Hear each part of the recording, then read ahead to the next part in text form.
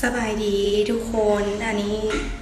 ตินามอนมีนาสุธิดาเนาะที่ว่าเป็นข่าวเกี่ยวกับกรณีติดเชื้อโควิดคนที่59เนาะซึ่งว่าเห็นหลายๆคนที่ว่าได้แซดมาแล้วก็คอมเมนต์มาอยู่ใน Facebook เนาะที่ว่าตินานี่บ่มีความรับผิดชอบต่อสังคมหลายๆอย่างทั้งทางบวกและทางลบฉะนั้นแล้วตินาเองจะมาขอ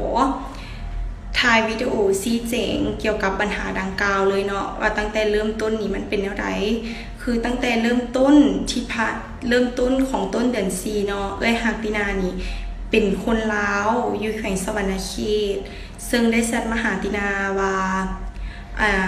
ให้มาลินทว่าให้พาไปเที่ยวแน่อยู่เวียงจันทน์ทว่าลงมาแล้วบัดนี้ว่าสิมีหมู่คนไทยมานำ2คนแล้วตินาถามว่าเป็นไผหากะมาหวาหรือว่ามาโดนแล้วตินาก็ถามจังซี่เนาะหาขันเพิ่นว่าเป็นคนไทยมาอยู่ลาวนี่ได้เดือนปลายแล้วเดือนปลายกับตีน่าน้องล่ะคนงาม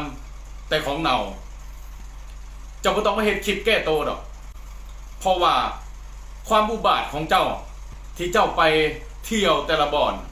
เจ้าบ่ได้เป็นคนที่สมกับเจ้ามีการศึกษาเจ้าบ่ได้สมควรที่จะต้องเรียกร้องให้สังคมเข้าใจเจ้าเพราะสิ่งที่เจ้าเฮ็ดไปนับตั้งแต่มื้อเริ่มต้นพัวพันกับคนไทยที่หลักข้ามมานั่นแหละอีที่พาเซิร์ฟเข้าบ้านมันบ่สมควรที่จะเป็นคนสวรรค์อีขายซ่า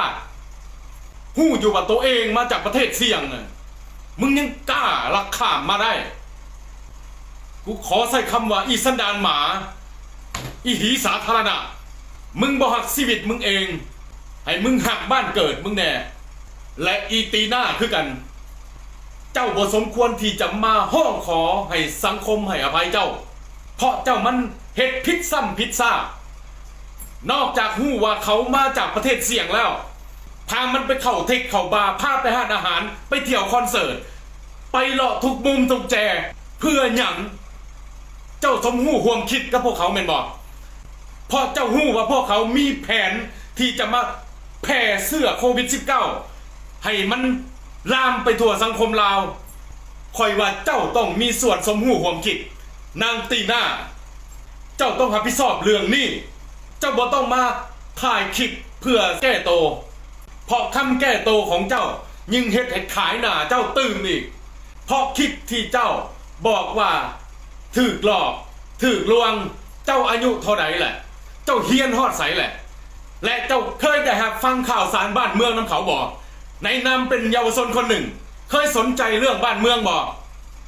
เจ้าจะมาบอกว่าเจ้าหู้เท่าบ่ถึงการเจ้าจะมาว่าเขาหลอกเจ้าคอยเบิ่งคลิปที่เจ้าไปเที่ยวน้ำเขาฮะคอยว่าเจ้าหลอกเขาต่างหากเจ้าทวงเวลาเจ้าพาเขาไปเพื่อแผ่ขยายโควิด-19 ให้มันออกไปสู่สังคมเพราะฉะนั้นสถานที่ที่เจ้าไปล้วนแล้วเจ้าเลือกไปแต่บ่อนที่มีคนหลายๆบ่อนที่มันสามารถแผ่ขยายได้ง่ายและได้ไวเจ้าจึงพาไปแต่จุดสำคัญเจ้าพาไปแต่บ่อนแออัดเจ้าพาไปแต่บ่อนคนหลาย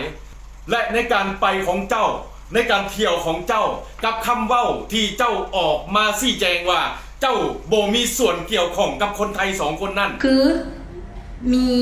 แฟนของฮักขันคนนึงแล้วกับมูแล้วคนนึงซึ่งตินาบ่มีความพัวพันเกี่ยวข้องอย่างกับคนไทย2คนนั้นเลยมีแต่ฮักผู้เดียวที่ว่าตินาฮู้จักเนาะ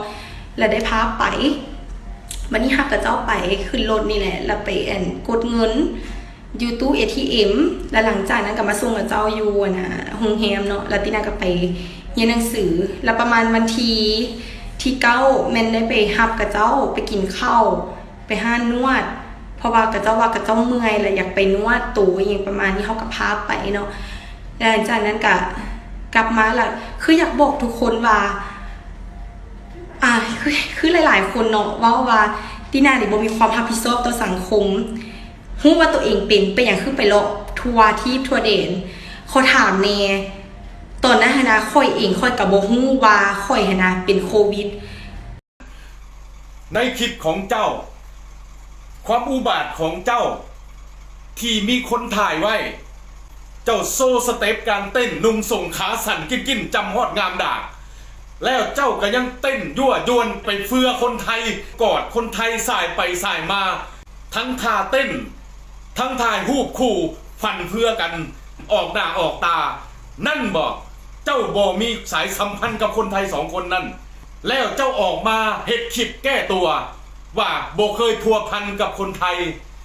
การแสดงออกบ่แม่นคนหากะหู้จักกัน คนเคยพัวพันกันมาแต่ดนแล้ว คนหู้จักกันมาแต่ดนแล้ว จึงได้อยู่นำกันไปนำกันกินนำกันและสุดท้ายสาบานได้บ่ว่าบ่ได้นอนนำกัน เจ้าบ่ต้องมาปฏิเสธ แก้ตัวเรื่องซัวๆที่เจ้าเฮ็ดเจ้าต้องรับผิดชอบต่อสังคม เจ้าหู้บ่ความม่วนของเจ้าสังคมทั่วประเทศต้องเดือดร้อนย้อนเจ้าคนเดียวประชาชนทุกคนเยาวชนก็เดือดร้อนต้องได้ปิดโรงงานโรงเรียนอีกรวมไปถึงชาวค้าขายทั่วประเทศก็ต้องหยุดสงัดปิดชั่วคราวย้อนเจ้าคนเดียวนางตีหน้างามหน้าหลายเนาะเจ้าที่ไปเอาพยาธิโควิดมาเผยแพร่ทั่วสังคมลาวแล้วตอนนี้จะสิไปฮอดไส